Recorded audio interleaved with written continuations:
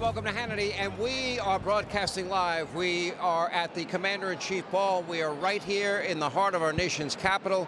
The party, say hello. Woohoo! The party's getting started. Everybody's in a great mood, and they all look a lot better than I do. Anyway, coming up, we're going to be joined. Kid Rock will be here. John Boyd will be here. Ted Cruz will be here. Many special guests. Last, certainly not least, the man of the hour, President Donald J. Trump, the 45th and 47th president of our country. He will arrive at any moment, as well as Melania Trump, and we will bring that to you live. They are expected to be right here at some point. We expect that to happen this hour. Also tonight, nearing the end of what was a monumental day, we just witnessed the single greatest political comeback, thanks to all of you. You made tonight happen in our history. And according to President Trump, a new golden era of American exceptionalism is now dawning in our country. Take a look. In recent years, our nation has suffered greatly, but we are going to bring it back and make it great again, greater than ever before. We will be a nation like no other, full of compassion, courage, and exceptionalism. Our power will stop all wars and bring a new spirit of unity to a world that has been angry, violent, and totally unpredictable. America will be respected again and admired again, including by people of religion, faith, and goodwill. We will be prosperous. We will be proud. We will be strong, and we will win like never before. We will not be conquered. We will not be intimidated. We will not be broken, and we will not fail. From this day on, the United States of America will be a free, sovereign, and independent nation. We will stand bravely. We will live proudly. We will dream boldly, and nothing will stand in our way because we are Americans. The future is ours, and our golden age has just begun. President Trump, he fought, he clawed his way back to the top. He did it to restore the American dream for all of us, for everyone in our country. A rising tide, it lifts all boats. He wants every American to have the chance to succeed. We will cut back the size, the scope, the breadth of government, burdensome regulation, high taxes. We'll bring in an era of prosperity, hopefully for all. We will be a rich country. The most energy-rich country on earth would be great. In sharp contrast, Joe Biden, well, today he cemented his legacy as a corrupt, self-serving politician. His last-minute preemptive pardons for his family, as we affectionately call them, the Biden family syndicate and their friends, well, that was his final act as president. And today he pardoned Anthony Fauci, General Mark Milley, members of the, as President Trump calls them, unselect January 6th committee, including Liz Cheney, Adam Schiff, Benny Thompson, and many more.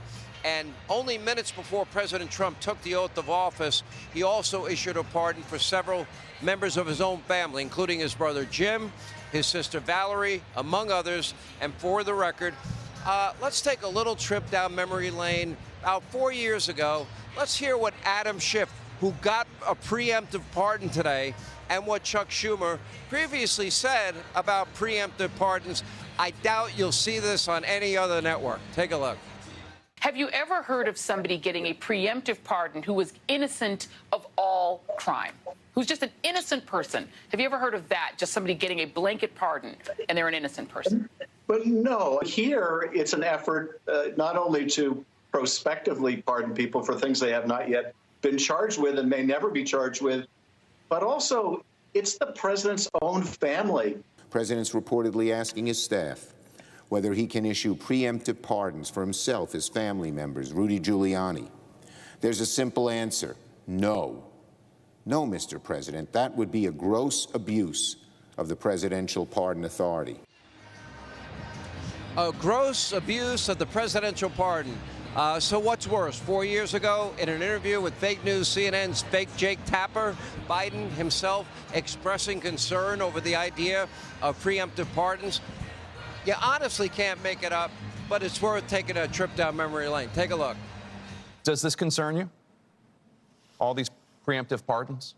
Well, it concerns me in terms of what kind of precedent it sets in how the rest of the world looks at us as a nation of laws and justice. You're not going to see in our administration that kind of approach to pardons. All right, we're going to stop there for tonight. Tonight is not about Joe Biden.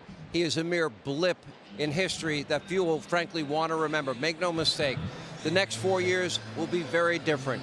Already, Donald Trump has been working nonstop since he became president. He is back. Common sense is back as well. Freedom and prosperity is on the mend. And the next chapter of American greatness, it is being right now starting tonight. And today, President Trump hit the ground running, signing a slew of executive orders, proclamations, including ordering all flags to be flown at full staff on future inauguration days, ending the weaponization of our federal government. There's been no person in the history of this country that has been unfairly targeted by a Department of Justice like Donald J. Trump. And that includes the once premier law enforcement agency in the land. That would be our FBI. It needs to return to its former greatness. That would be our intelligence community. Anyway, the president implementing a federal hiring freeze, banning all federal departments from issuing new regulations, ordering all federal employees back to work full-time, revoking almost 80 executive orders that were signed by Biden, lifting the TikTok ban for 75 days, removing the U.S. from the Paris Climate Accords.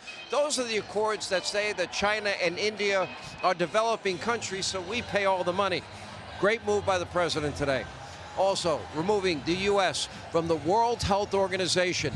They became nothing but propagandists for the communist Chinese during COVID. That makes it easy, also to make it easier to hold federal bureaucrats accountable, revoking birthright citizenship, declaring a national emergency at our southern border, resuming construction of the border wall, restoring the federal death penalty, declaring a national energy emergency, withdrawing authorization for offshore wind farms, realigning the U.S. refugee admissions program, encouraging energy exploration and production, among others. It has been a busy day. There'll be even more hard work ahead, but tonight, you all enjoy the win. You all made this happen.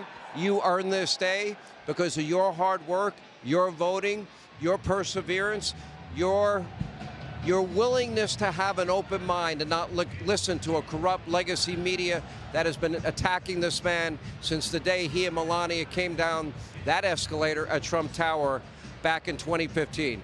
Anyway, we have a lot to get to tonight. Hey, Sean Hannity here. Hey, click here to subscribe to Fox News YouTube page and catch our hottest interviews and most compelling analysis. You will not get it anywhere else.